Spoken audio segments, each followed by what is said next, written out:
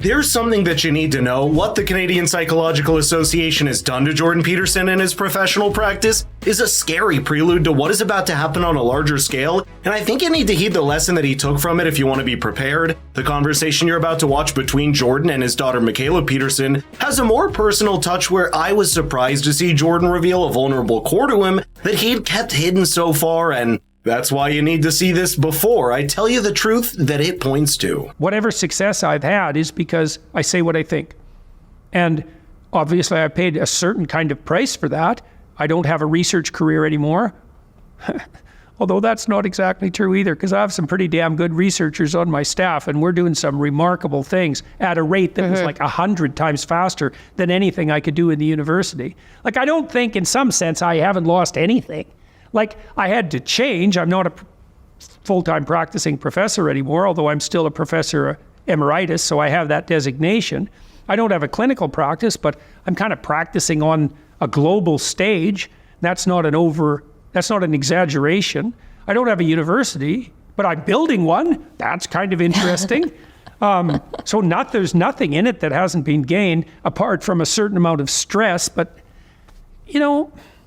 what, are you going to have a life without stress? I don't think so. And if you're not worrying about something big that's real, you're going to worry about something that's small and delusional. So you can forget the whole stress-free thing. You wouldn't even want that if you could have it. People are way too ordinary and unreasonable to want a stress-free existence. You hear people say, I just want to be happy. It's like, that's all you want. It's to be like walking around in a cloud of delight 100% of the time. And then they say just as if that's the easiest thing in the world for anyone to imagine and manage. It's like, no, definitely not.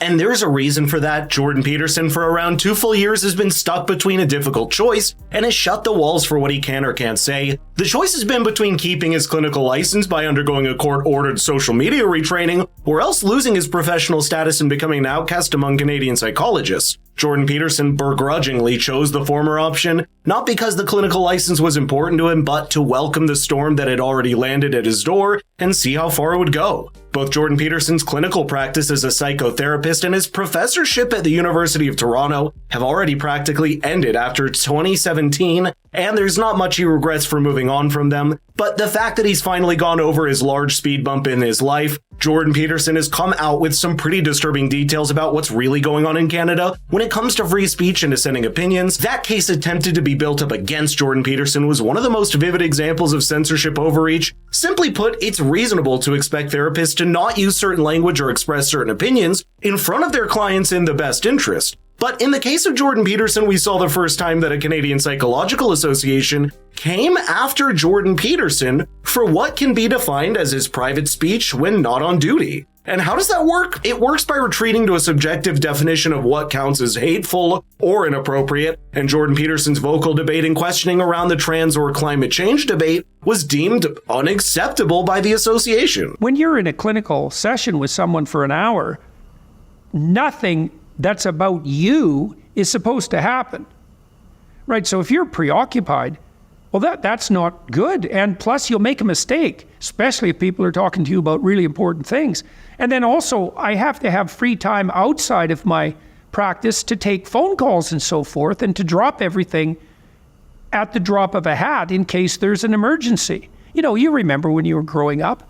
How often did the phone ring during the week from a client? In a client in rough shape. I was going to bring that up during this podcast. Well, how often? I feel like there were a few clients where it might have been every day. Like it was really Well, frequent. And I gave them my phone number too. Yeah. So you got to be all in if you're a psychotherapist. And there's just no way I could continue with that, not in good conscience, and that was really painful because I liked my clients and they liked me. And, some of them I had a relationship with that was as deep as you'd typically have with a family member, certainly. Like, you get to know people in a clinical environment maybe better than anyone else has ever known them. And if the thing goes well, those are close relationships. And so it was very painful for me and for my clients to have that all evaporate. But the writing was on the wall, and when reality comes knocking, you're a fool if you turn away, regardless of what it is. So, and it's the same thing now. It's like, this looks like bad news, and it's certainly bad news for other professionals. And I think Canadian professionals who aren't woke themselves and who don't have their heads fully in the sand and their nether regions exposed for exploitation, let's say, they know this is bad news. Well, that's the image that came to mind the other day when I was thinking about Canada's situation. Yeah, I know. Yeah, that's part of what happens when you let your shadow talk to you, you know. Oh, man. Yeah, pretty rough, man. So it's tiring. You know, I've been very tired this week, and it's been difficult to concentrate on my book, Wine.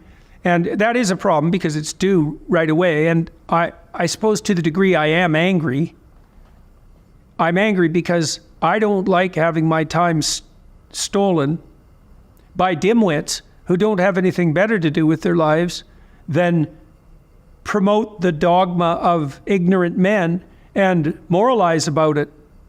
I don't like that. Jordan Peterson has previously spoken out about how he still gets requests from people to see them as clients, despite the fact that he has stopped practicing ever since being embroiled in a tug of war with Canada's body of psychologists. But perhaps there was always going to be something larger in store for Jordan Peterson, because 2017 was the year that he lost his tenured professorship after the drama around gender pronoun mandates and also stopped his clinical practice. But retrospectively, that's the year that opened up a new chapter in Jordan's life that he probably wouldn't trade for anything else. As someone who's probably the most famous psychologist on the internet, his insights have escaped the closed room of the therapist's office and helped benefit the millions of people that desperately needed it. Jordan is consistently counted among the most influential public intellectuals in the world, stirring both minds and controversies to make sure that there's never a dull moment when Jordan Peterson speaks. It's a life speaking to one person in a therapy session worth giving for speaking to 3,000 people live in a sold-out theater. The answer to that lies in how well his new career offset against the slew of the new problems that Jordan faces, including being sidelined and derided in his own profession. That's kind of true of life in general, you know. You're kind of swept along, and you got to ask yourself what you want to be swept along by. And I would say you want to be swept along by your relationship with God, and you want to be swept along by the truth. Because if you're swept along by falsehood and the prince of lies, you're being swept towards something so abysmal that the worst of your paranoid imagination would stretch itself beyond its capacity to imagine. So Oof. I'll say what I think, like I have for years, and I'll pay my price, whatever that is, and I'll reap my rewards, whatever those might be. And I have confidence in not only in the outcome, but even in the process, painful though it may be, you know, at certain moments.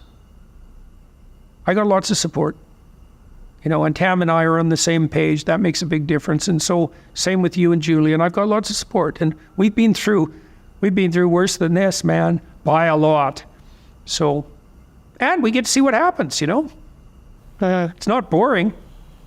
That's for sure. It's not boring. And I think part of what makes the journey worthwhile, as difficult as it may be, Jordan Peterson losing his previous profession or practice was only a process of shedding his skin to prepare for a whole new life. And this new life, where he's speaking to hundreds of thousands of people per year live in his tours, is going to be more fulfilling than anything else in his career that could offer. But since the truism of that life is fundamentally suffering, all of that privilege and opportunity is accompanied by its own host of troubles and challenges. Pushing against the weight of how humans in general find meaning in their life, it's by having a demon to fight against every day, whether external or internal, that gets you out of bed in the morning, even though you may not feel like it, and ultimately that's what keeps you alive until the end. That's the peek into Jordan Peterson's mental model that we've got to see in this conversation, and seeing the strength and lightheartedness he exudes despite the challenges certainly serves to inspire.